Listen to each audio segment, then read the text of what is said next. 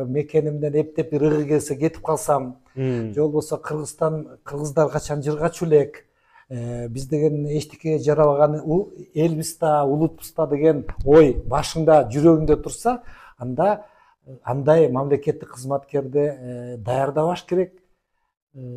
Эгер даярдалып калса, мамлекеттик кызматка жолотпош керек. Биз мындай классикалык университет эмеспиз. Президенттин администрациясын, министрлер кабинетин, ошол мамлекеттик башкаруу боюнча, экономика боюнча илимий изилдөө иштерин жасап, анализдеп, анан ошолорго жиберип туруп. Илим таяк менен жазалбайт да, мажбурлоо менен жазалбайт. Башкарууну юристтер, алар укуктук жактан изилдесе болот. Эгемен Кыргызстаныбызды алдыга сүйрөп кете алган мекенчил, билимдүү, мындай чыйрак дейбизби, адистерди даярдоо. Эки нерседен такшалган кадр керек да бизге, Кыргызстан үчүн. Биринчиден санарип жагынан абдан, себеби азыр санарип башкаруу деген бул баягы мода эмес, бул уже мукташтык болуп калды. Заман талабы. Жүргүзүүчүлөр мындай патриот болуш керек, мекенчил болуш керек.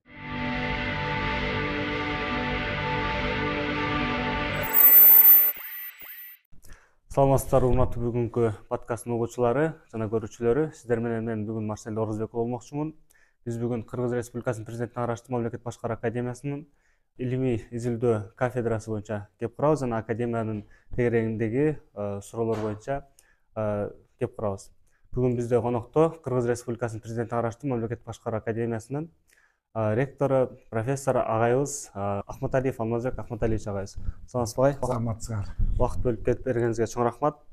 Анда эмесе бүгүнкү алгачкы суроолорду бере берсек, Кыргыз Республикасынын президентине караштуу Жусуп Абдрахманов атынан мамлекеттик башкаруу академиясы кандай миссия аткарат? Ушул боюнча кененирээк токтолуп айтып кетсеңиз.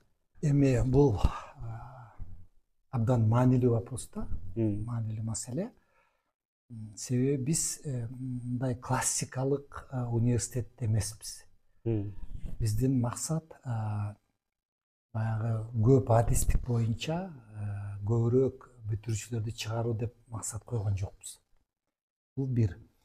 Экинчиден, биздин негизги миссиябыз, негизги аткаруучу ишибиз бул мамлекеттик кызматкерлердин даярдоо, алардын профессионалдык дараметин көтөрүү, аларды кайра даярдоо жана аларды баягы карьералык негизде, профессионалдык негизде иштеп аткан, аракет жасап аткан муниципалдык жана мамлекеттик кызматкерлердин потенциалын көтөрүү болуп саналат да.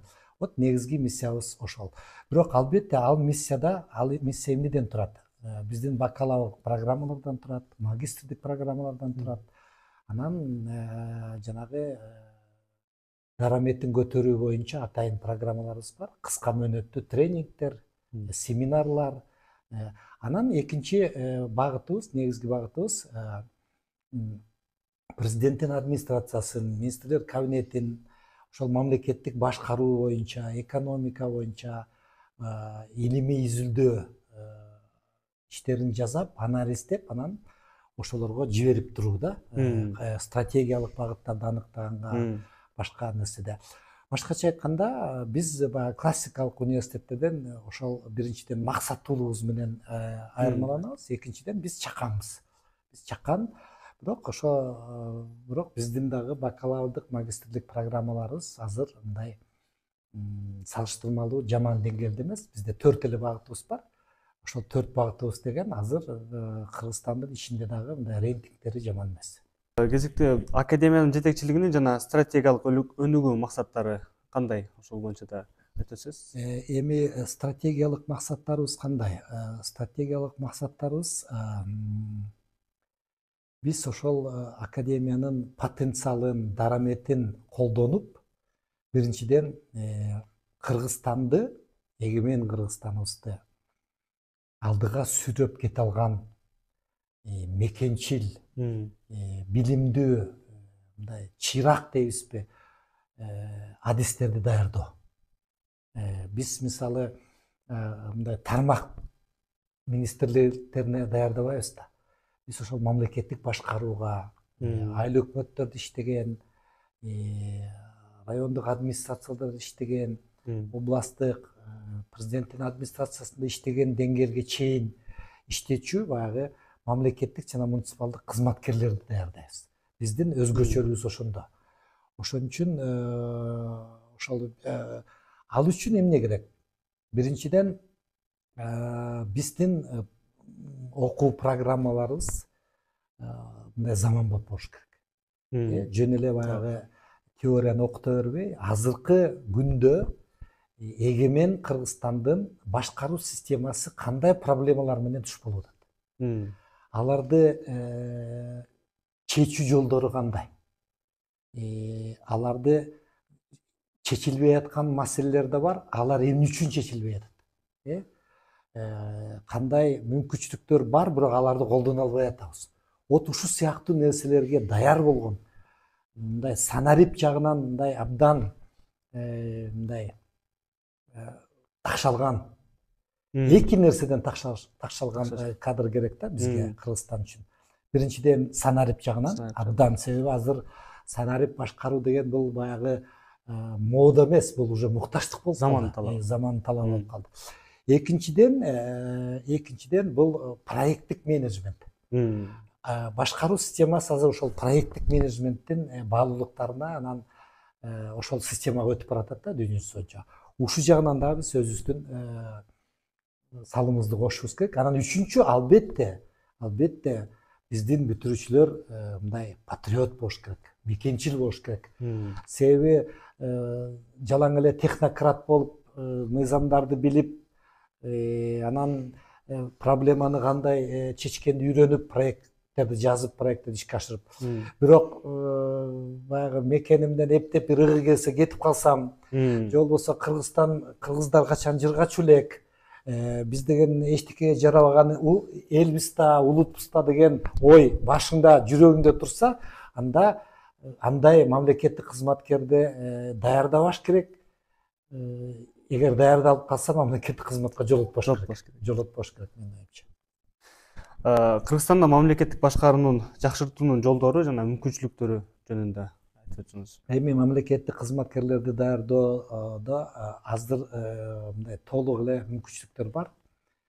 Себеби бизде азыр башкаруу системасында баягы биздин конституциябыз, жаңы конституциябызда уже ошонун негизинде президенттин кадр саясаты боюнча 3-4 указ чыкты.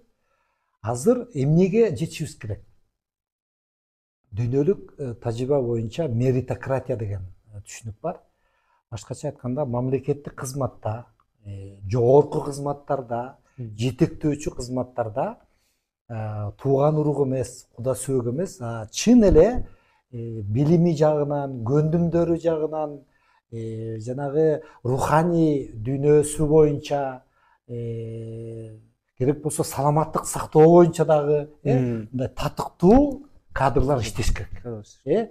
Алар ошол мамлекет үчүн күйгөн, таза, мындай ыплас иштерге барбаган ушундай кадрлар азыр аба сууда керек болуп атпайбы? Ошон үчүн ошолорду эми кантип тарбиялайбыз? Ошолорду кантип окутабыз? Кантип тандайбыз? Анан кантип резервке кошуп, анан кийин ошол мамлекеттик кызматтын тепкичтерине түртөбүз деген чоң маселе бар. Вот ошол чоң бул мамлекеттик система, ошол системага биз мамлекеттик башкаруу академиясы катары биз ошол өзүбүздүн салымыбызды кошушубуз керек да. Академиядагы илимий изилдөө кафедрасынын түзүлүүсүнүн иш пландары кандай? Эми бизде мындай экен да, азыр бул жогорку окуу жайындагы илимий изилдөө иштери бул мындай өтө татаал нерсе да. Себеби биздеги кафедралар алар окуу предметтерине багытталган да. Мисалы, финанс экономика кафедрасы болсо, ал жерде ошол финанс экономика боюнча сабактар чогулган. Мамлекеттик башкаруу кафедрасы болсо, ал жерде ошол мамлекеттик башкаруу адистигине тиешелүү. Илим менен алектениш ошол азыркы окуу кафедраларынын базасында мындай мүмкүн эмес да. Себеби ал жерде кафедрада биринчиден ар кайсы адистин студенттери чогулган. Экинчиден ар бир илимий мугалимдин мисалы өзүнүн илимий темасы бар да. Бирөөнүкү мисалы жергиликтүү бюджет болсо, экинчидики республикалык бюджет, үчүнчүдүкү адам ресурстары, төртүнчүдүкү эл аралык мамиле дегендей. Ошон үчүн ошол окуу кафедрасында мындай түзүү мүмкүн эмес экенин биз сездик да. Ошон үчүн 2-3 жылдан бери ушуну аракет кылып жүрөбүз, илимий изилдөө кафедраларын түзөлү деп. Ал аны башкарган баягы бир илимдин кандидаты же доктору болуш керек. Ал ошол илимдин, ошол теманын, ал мындай башкача айтканда илимий теманын тегеретесинде, илимий проблеманын тегеретесинде түзөлү деген идея да. Себеби мисалы азыр кандай трендтер болуп атат? Мисалы коррупцияга каршы күрөш керек деп атабыз, антикоррупционный управление орусчасы. Вот ошонун тегеретесинде бир илимий изилдөө кафедрасы бар мисалы. Жашыл экономика деп атабыз. Анын тегеретесинде ал жерде экология да бар. Ар бир багыт боюнча. Андан башка мисалы башкаруу системасында, юриспруденцияда атайын бир темалар бар. Эффективдүү башкаруу, же болбосо мындай азыр дүйнөдө Бириккен Улуттар Уюмунун жанагы туруктуу өнүгүү деп атпайбызбы? Цели устойчивого развития. Ошонун тегеретесинде изилдесе болот. Башкача айтканда бул баягы мындай окуу системасына байланышпаган, илимий маселени, илимий проблеманын тегеретесинде анан ошол илимий изилдөө кафедрасын түзүп атабыз. Мына азыр 5 кафедра түзүлдү буюрса. Анын өзгөчөлүгү эмнеде? Ал бир дагы окуу кафедрасына байланган эмес. Экинчиден, ал кафедранын ишине биздин академиянын кайсы адистиги болбосун, кайсы курста окубасын, эгер ошол проблемага кызыкса, ал келип жазылып катыша берсе болот. Ал жерде ар бир кафедра өзүнүн иш пландарын жазып атат. Ошон үчүн мисалы санарип башкаруу деп коелучу. Санарип башкарууну юристтер, алар укуктук жактан изилдесе болот. Экономисттер, бизнес, алар ошол өзүнүн көз карашы менен, мамлекеттик башкаруу адистигинде окуп аткандар ошону өзүнүн көз карашы менен, ошондо ар кайсы жактан, ар кайсы көз караш менен изилдей берсек, анан бирдеме чыгат да сөз чыгат. Ошон үчүн биз ойлоп атабыз, бул биздин бакалаврларга дагы, магистрларга дагы, аспиранттарыбызга дагы кызыктуу болобу деген үмүтүбүз бар.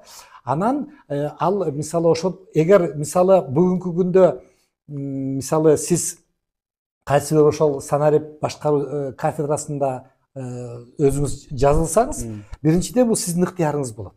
Сизде эч ким сен буга бар сөз жазылды деп эч ким айтпайт. Сен өзүңдүн кызыкчылыгыңа жараша, өзүңдүн илимий келечегиңди мүмкүн ойлоп аткандысың, анан жазыласың. Эгер ошол кафедрага жазылсаң, анда значит курсовой иштериң да ошол кафедрада болот, дипломдук иштериң да ошол кафедра аркылуу өтөт, и практикаларың, анан семинарлар, конференциялардын баары ошол сен өзүңүз тандап алган илимий проблеманын тегеретесинде болот да. Башкача айтканда биз баягы мындай жакшы илимге баш багыш үчүн мындай илим таяк менен жаза албайт да, мажбурлоо менен жаза албайт да. Илим мындай кызыкчылык болуш керек. Орусча айтмакчы, человеку должно быть интересно. Эмне үчүн ушундай болуп атат деген өзүнө өзү суроо, илим ушундай суроодон башталат. Баягы наука начинается с любознательности дейт. Эмне үчүн мына проблема ушундай, эмне үчүн мондай болуп атат деп өзүнө суроо берген, мына уже бул илимдин башаты. Анан каса баштайт, анан тереңдей баштайт, анан илимий багыт ошондо пайда болот да. Ошон үчүн биз түшүнүп атабыз, бакалаврлар деле, магистрлар деле баягы азыр эле ошол тандаган кафедра сөзсүз 100% ага пайда алып келет деген ойдон алыспыз. Ал өзүнө жаша. Мисалы, зеленый экономика кызыгып атасың, мен жазылдым, иштеп атам, жакпай калды, башка кафедрага 2-нчи курстан өтөм, 3-нчи курстан мүмкүн мен такыр башка кафедрага, илимий кафедрага өтөм. Башкача айтканда, биз баягы илимий кызыкчылыкты илимий мукташтык менен байланганга аракет кылып атабыз да. Анан ошонун системасын түзүп койдук. Ал жерде мугалимдер бар, илимдин доктору, кандидаттары, аспиранттар, магистранттар, анан бакалаврлар бар. Башкача айтканда бир эле проблеманы бөлүп алып, мугалимдер менен кошо студенттер изилдеш керек да. Илимде мисалы илимий насаатчы, илимий агай, эже деген абдан маанилүү. Биз ошол биринчи курстан баштап ошондой системаны түзгөнгө аракет кылып атабыз да. Кызыккан киши өзү барып жазылсын. Мен бул зеленый экономикага кызыгып атам мисалы. Анан зеленый экономика, анда сиз мисалы зеленый экономикадан мисалы шамалдан жаралган электростанциялар менен аракеттенип көрүңүз. Экономисттерге айтыш керек. Алардын мисалы экономикалык эффективности канча болот? Мисалы жанагы чоюлган немесинин диаметри канча болуш керек, узундугу канча болуш керек, анан кай жерге коюш керек. Юристтерге айтабыз, анын укуктук жагын изилдегиле. ГМУда окуп аткандарга мисалы айтабыз, алар кай жерге коюш керек. Мисалы айыл өкмөткө эмне пайда? Менин айылымда ошондой мини гэс салынса. Ушу сыяктуу. То есть ушу бир эле проблеманы 4-5 жактан изилдөө да. Эми биз жаңы баштап атабыз. Мен студенттерди чакырып кетер элем. Бул абдан активдүү катышыңар керек да буга. Бул негизи жаштар үчүн дагы, мына студенттер үчүн, аспиранттар үчүн негизи бакалаврда окуган студенттер үчүн дагы абдан жакшы мүмкүнчүлүк экен. Албетте. Ошого эми кызыксаңар. Кызыкса. Анан сизге анда эмесе эркин микрофон биздин подкасттын угуучуларына жана көрүүчүлөрүнө ушул негизде өзүңүздүн каалап элеңизди айта кетсеңиз болот. Эми биринчиден ошол биздин студенттер мына мамлекеттик башкаруу академиясынын Юсуп Абдырахманов атындагы академиянын студенттери, менин оюмча сиздер бүгүнкү күндө абдан бир Кыргызстандын абдан бир тарыхында абдан бир маанилүү убакыт окуп атасыңар. Ар бирибиз эле баягы өзүбүздүн заманды мактай беребиз, азыркы жаштарга сын көз кыла беребиз. Мен жеке пикирим андай эмес. Азыр мүмкүнчүлүктөрдүн заманы. Азыр мына ата мекенге кызмат кылчу заман келди. Азыр чын эле ата мекенибиз, эгемен Кыргызстаныбыз мындай бир таза, сапаттуу, жакшы бир билим алган, уюштура билген, мекенчил мамлекеттик кызматкерлерге мындай аба менен суудай муктаж болуп аткан кез да. Ошон үчүн силер мындай амбициялык максаттарды коюшуңар керек. Мен жеке пикиримде. Биздин башкаруу академиябыз эми идеалдуу деп айта албайм, бирок мындай биз дагы силердин агайларыңар, эжелериңер биз дагы мындай чын дилибиз менен, чын ниетибиз менен силер менен чогуу иштешип, силерден бир жакшы кадрлар чыксын деген эмгекти жасап аткан. Ошол эже агайыңардын эмгегин сыйлагыла. Ошол мамлекетибиздин келечеги үчүн мен болбосом ким деген өзүңөрдүн суроону коюш керек, коркпой. Силер себеби силерден мындай бир 10-20 эсе көп чоңураак же сапаттуураак жаштарды эми кайдан табабыз? Силер биздин келечек, силер да чын эле. Ошон үчүн силер азыр чабал болбосоңор, силер билимсиз болсоңор, силер мекенчил эмес болсоңор, анда Кыргызстандын келечеги жок. Биздин муун силерге өзүбүздүн билим менен кошо мекенди бир күн тапшырып беребиз. Өткөзүп беребиз. Мына андан ары эми биз баягы биздин муунда кетебиз да. Саясий аренадан да кетебиз, бул жашоодон да кетебиз, турмуштун философиясы ошо да. Ошондо силер өкүнүп калбашыңар керек да.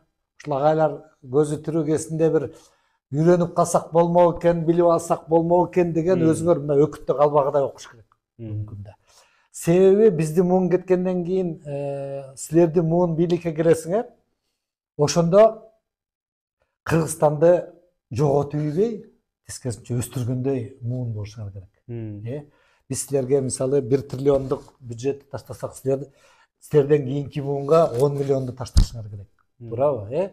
Мындай гүлдөгөн, өскөн мамлекетти ташташыбыз керек. Ошон үчүн силердин алдыңарда дагы, биздин муундун алдында дагы мындай чоң мындай бир вазипа турат да. Ошол вазипага мен дагы ушу Кудайдан тилеп жүрөм, ушул биздин муун ошого татыктуу болсо экен. Ошол биздин студенттерибиз көчөдөн көргөндө таң көрбай таш аткара агай келатат деп көзүн ала качпай, тескерисинче агай эже кандайсыз, жакшы жүрөсүзбү деп учурашып, баягы сизден алган билим менен моундай иштер жасап атам, жеке ишкер болдум же болбосо мамлекеттик кызматкер болдум деп турсаңар жетиштүү болот ошол бизге. Анан убакыт бат эле өтөт. Анан азыркы 6-класста, 7-класста окуп аткандар бир 10 жылдан кийин силерден сурайт. Урматтуу байкелер, эжелер, агайлардын мууну силерге ушундай Кыргызстанды таштап кетиптир.